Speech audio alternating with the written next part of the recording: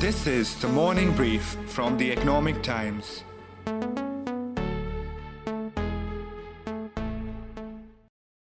US listed Coinbase, which made this big bang entry in India, halted its services 3 days after it launched. Since last week, it has become virtually impossible to trade as most banks and wallet operators are shutting their doors for transfer of money to buy or sell crypto. WazirX, which is one of the largest Indian exchange by volume, lost up to 90% of its business when MobiKwik stopped working with them.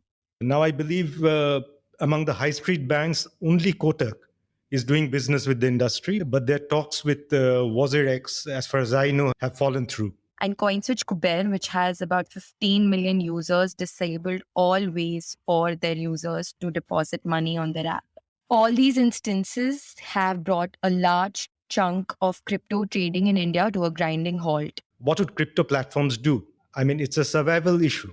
Even though India won't ban crypto, it has done everything possible to kill the industry. You kill cryptos without imposing an official ban like China. Those were my colleagues Apoorva Mittal and Sugata Ghosh, summing up the mayhem in the Indian crypto markets this week and what potentially lies ahead for the virtual currency in the country. What's happening? Indians are among the fastest in the world to adopt cryptocurrency. Assets have ballooned, exchanges have mushroomed all over, and evangelists are aggressively promoting it on every possible platform. But the country's central bank is dead set against crypto, and its government doesn't really know what to do with it. There are oppressive taxes, but virtually no laws on it. Financial institutions are afraid of allowing their money to be used in crypto trading. There's no legal framework to regulate cryptos, and the industry is virtually running on the confidence coming from a 2-year-old Supreme Court order that overturned a ban on the currency by the RBI. So, between these business suspensions, talks falling through between exchanges and banks, and no government support, is crypto already dying a slow death in India? All this and more in today's episode. It's the 14th of April. I am your host Anirban Chowdhury, and you're listening to No Country for Crypto on the Morning Brief.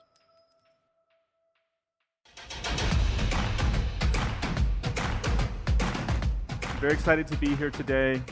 We're here to celebrate Coinbase's long-term investment in India and the efforts that we're making to bring the power of this technology to this region of the world. India, of course, is a country with incredible engineering talent, it's incredible entrepreneurial talent, and they've shown a really great willingness to embrace new technologies as a way to improve the world and their lives. And Coinbase's role here, it's going to be a very long-term game. We're making a long-term investment. We know it's not going to be a straight shot to bring this technology. We don't know exactly how it's going to evolve, but we're committed to working with bank partners, regulators, most importantly, the Indian people, because they've shown a real spark of interest in cryptocurrency, and there's a real desire to get access to some of these services and products. That was Brian Armstrong, the CEO of Coinbase, at its India launch. So the launch on April 7 was a mega event, something befitting the entry of a global crypto behemoth in a massive market where the currency is becoming wildly popular. Now, Coinbase has already invested $150 million in crypto and Web3 technology in India. It has set up an innovation center, talked about tripling its workforce, and on the day of the launch, it pulled an ace out of its sleeve. Coinbase said that it was going to enable investors and traders to buy cryptos through UPI. UPI, or the Unified Payments Interface, the government-backed system that enables almost all of your digital app-based payments, like Google Pay, Paytm, and PhonePe, all connected to your bank account. So UPI was at the front and center of their entire pitch. No crypto player in India has so far publicized that people can buy crypto using UPI on their apps. And Coinbase, being what it is, one of the largest exchange in the world, which is listed on NASDAQ, they made quite a statement by, going ahead and saying that. So it seems Coinbase had it really sorted out here, right? Turns out it had not. So on April 7th, the same day when Coinbase announced this, NPCI made the statement that we are not aware of any crypto exchange using UPI. NPCI, or the National Payments Corporation of India. It is a Reserve Bank of India backed body that operates UPI. So what we hear from our sources that NPCI was put in a position where Coinbase's announcement left it to interpretation that Coinbase has officially tied up with NPCI to use UPI on their app. So they wanted to wash their hands of this claim and sort of make it clear that no, we are not involved in this. We don't know how they're doing it and we don't know what's going on. 3 days later, Coinbase disabled UPI services on its app. And then other things happened in quick succession. MobiKwik, a digital wallet enabler, halted crypto transaction services. As a result, the country's biggest crypto exchange, WazirX, which largely depended on that wallet, saw its trading volumes fall by up to 90%. Then, just on Tuesday, CoinSwitch Kuber suspended all rupee deposit services on its app via UPI and bank transfer. As Apoorva said, a large chunk of crypto trading in India has suddenly come to a screeching halt in 3 days. This at a time when crypto trading in India had already fallen to a 6-month low due to high taxes that have been levied by the government. And this affects 20 million investors. So, how did we get here? Now, cryptocurrency is an investment and trading fad that has taken the world by storm in the last few years. Companies such as Coinbase have been reaping the benefits of an upsurge in its trading, especially in 2021.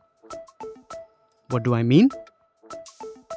Well, the market cap of all cryptocurrencies put together almost tripled to $2.3 trillion in 2021. That's just slightly higher than the GDP of Canada. But crypto is also a wildly unpredictable and hence controversial market. The conduit of greed and fear, alternately minting and wiping out fortunes, as a Bloomberg article brilliantly described it recently. So, market crashes are common. For instance, on January 21, cryptocurrencies lost $205 billion in 24 hours.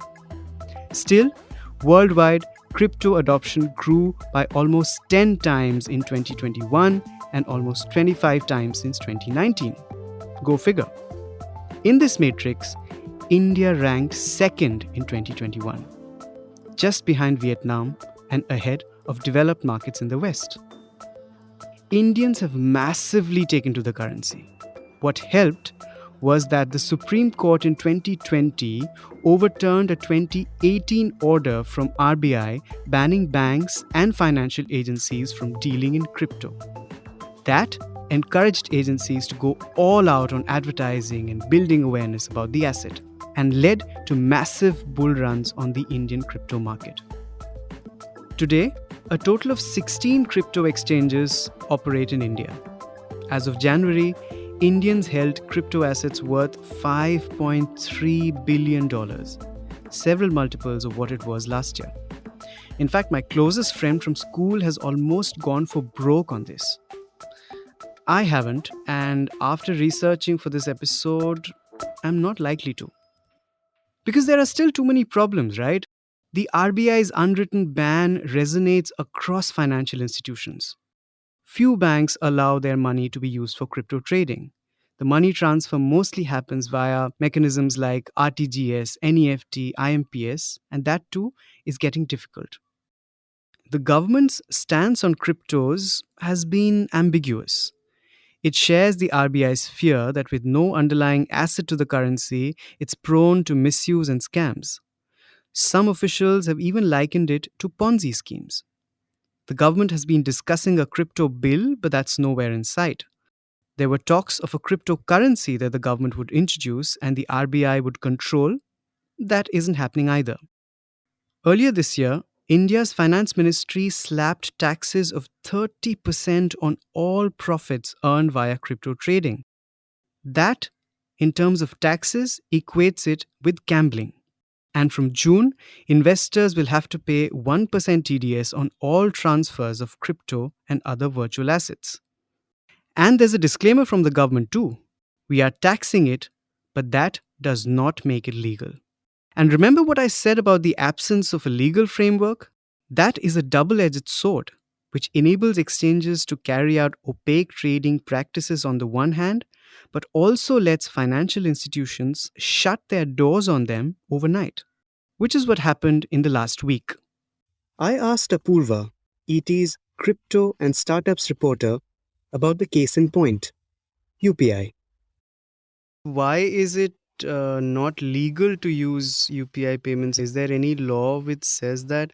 I mean, what are the problems in the intersection between crypto trading and UPI payments? So the legal experts I spoke to said there is no official law that bans crypto exchanges from UPI, or there is no requirement for disclosure that that crypto exchanges use multiple merchant IDs or have these service partners that help them facilitate transactions on UPI. Basically, there is no direct approval you need to take from NPCI to use UPI. It is a federated structure where there could be multiple parties between NPCI and the exchange who would be helping the exchanges to use this service basically. And exchanges have been using these structures to allow users to use UPI on their apps. But the thing is, like every 2 or 3 months, whenever volumes shoot up, the ID gets flagged, then it gets banned, or it stops working, the transactions start failing, and then the exchanges have to go over this process all over again of acquiring new merchant IDs, finding new partners to work with, if they want to use UPI on their app. So basically, use all payment options on the sly until there's too much money coming in, which is when red flags will be raised, which is again exactly what happened last year. During the IPL last year, when exchanges were going all out in advertising and acquiring new users, and it was also the time when the markets were doing really well, that's when the transaction volumes shot up, and it was a whole era where Dogecoin became really popular, and all the exchanges reported like record breaking volumes. So that was the time when banking partners got access to all of these exchanges, HDFC, ICICI Bank, all of them. And while there is no rule banning these money transfers, there's fear. So basically, it's not illegal to service crypto exchanges. It is not illegal for them to use UPI or have the ability to actually have a bank account for their business. But it is very widely known that RBI is dead set against crypto. And none of the payment aggregators, banks, or partners want to cross a line or come under the scanner of the RBI, which is why these hiccups, these barriers keep popping up for crypto exchanges in India. Not just the RBI, the fear actually comes from the very top. You have seen the Prime Minister going on the TV and saying it that youngsters must be kept away from cryptocurrencies like Bitcoin, etc. He's also stated that the danger is immediate and the world must come together to address the problem before it is too late. So even when you have the Prime Minister of the country coming across and saying that people should stay away, that's where it's coming in. Hence, there is a reluctance even for a UPI to work with the crypto exchange. That was Vishwas Patel, the chairman of the Payments Council of India, an industry body of digital payment enablers. And that brings us to the broader issue, the present and the future of crypto in India. I asked Sugata, ET's associate editor and its in-house economics guru, to count the three biggest questions facing the Indian crypto industry right now. Well, first is the oppressive tax regime, which makes crypto trading worse than gambling. A gambler can at least set off her profits against losses to lower the tax outgo. A crypto trader can't. So the question is, will that change? That's the first question. The next question is, what would be the payment mechanism if crypto trading has to survive in India?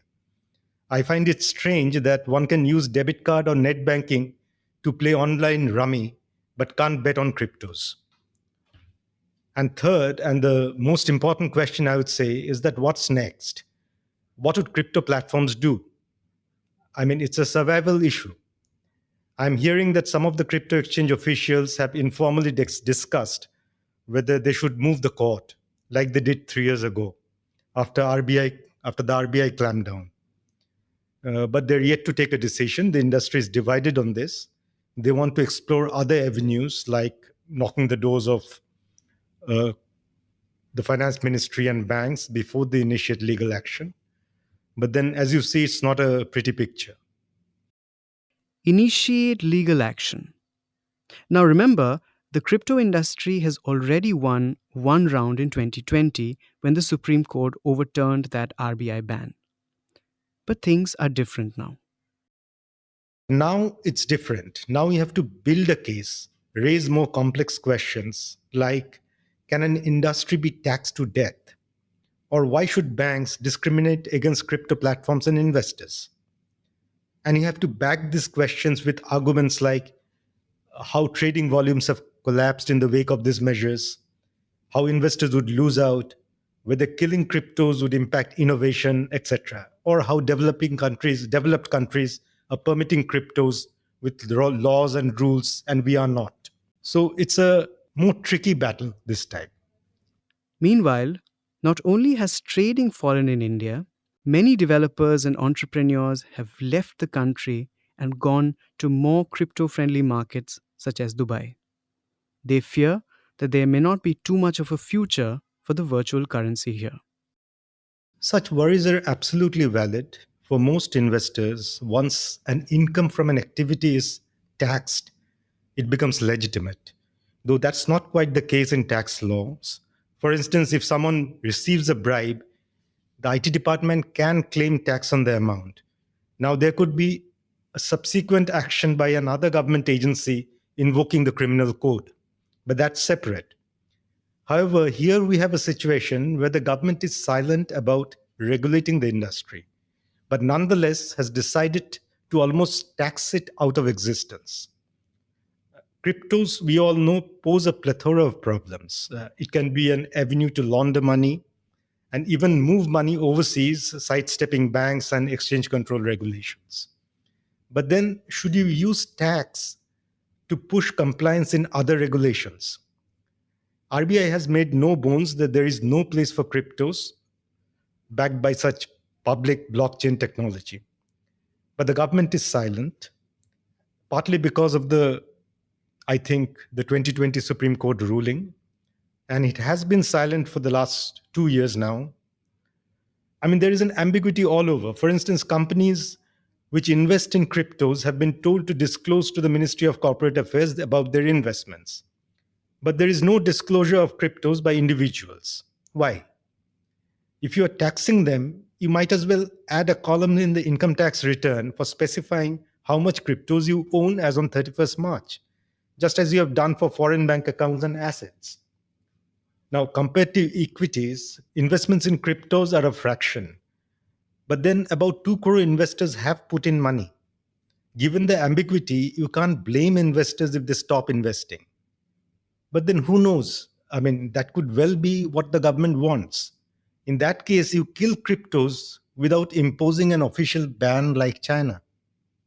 Nitin Sharma, co-founder of Antler and one of the earliest venture capital investors in India's crypto space, gives me a counterpoint.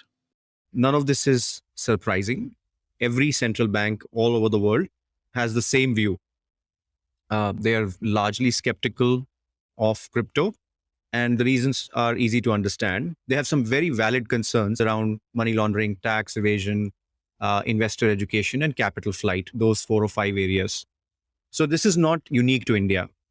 And I think as far as the government is concerned, there has been quite a significant movement although it has, of course, taken time. But this regulatory process is a multi-year process, and that's what I think people do not appreciate. This could take 2, 3, 4, 5 years to play out. Which is what's also happening globally, he says. With the exceptions of places like Switzerland or maybe Korea or Japan, I think in all major large economies, it is still a work in progress, including the US. US has a federal way of looking at it, but various states have their own policies around taxation. So it's an evolving subject. And frankly, even the US regulators are not as forward thinking as one might expect. So the US doesn't recognize crypto as legal tender but allows its trading. Germany has a legal framework for crypto. The currency is unregulated in the UK. Russia and Turkey have banned the use of crypto as currency, though it hasn't been outlawed. And India's neighbors, China, Nepal, and Bangladesh, have totally banned it. I think the ecosystem would really prefer more clarity, but it is a complicated subject. It is a multidisciplinary subject. It involves not just the RBI, but also issues pertaining to SEBI, the Ministry of Finance. But we've come a long way from not having any definition of whether this is a security or an asset or a currency, right? To what is today, effectively, in my view, an acceptance that this is a legitimate asset class getting created worldwide. It's a $2 to $3 trillion asset class that has been created. And all progressive economies that we look up to or want to beat are generally moving in the direction of a regulatory framework. If that doesn't happen, here's how it will play out, says Sugata. Well, then crypto dies a slow natural death. Investors lose money. They stop investing. Some investors are unable to pull out the money they have already invested, even at a loss, because the banking systems are all choked. And a lot of investors shift their bets overseas, and the trade goes underground, as it has happened in China. The investors with deep pockets, they will find ways to bet on cryptos on overseas platforms. They will find out a way. Even the exchange control regulations don't really allow crypto trading under the RBI's liberalized remittance route, but they will figure out a way. You have relatives abroad, you can set up a company abroad, you can transfer the money to your relatives, he or she can bet on your behalf. So I see the entire market moving offshore for investors who have the wherewithal to take up such transactions. As far as the small investors are concerned, who are largely ignorant about crypto but have just chased it like a gold rush, they lose out and they find it very difficult to pull out the money. Cryptocurrency players are used to being buoyed and battered by its ups and downs. Apoorva tells me that the industry in India was almost wiped out after the RBI's 2018 bang and came back with a bang after the Supreme Court decision. Now, India as a crypto market is becoming globally relevant. The world is coming in to trade in cryptos with Indians. The future of this currency in India can't just hang by the thread of that one court ruling. The government needs to speak up and put rules where its high taxes now are. Depending on that, the crypto story in India may play out in two ways. Either we are saved from the biggest Ponzi scheme of recent times, or we miss out on one of the biggest financial revolutions of this decade. That's it for today. You were listening to No Country for Crypto on the Morning Brief. This episode was produced by my colleague Nehal Chaliawala and Varun Kapahi from Awaaz. Sound editor, Saundarya Jayachandran from Awaaz. Executive producer, Arjit Barman. The Morning Brief airs every Tuesday, Thursday and Friday. This is your host Anirban Chowdhury signing off, wishing you a good day and week ahead.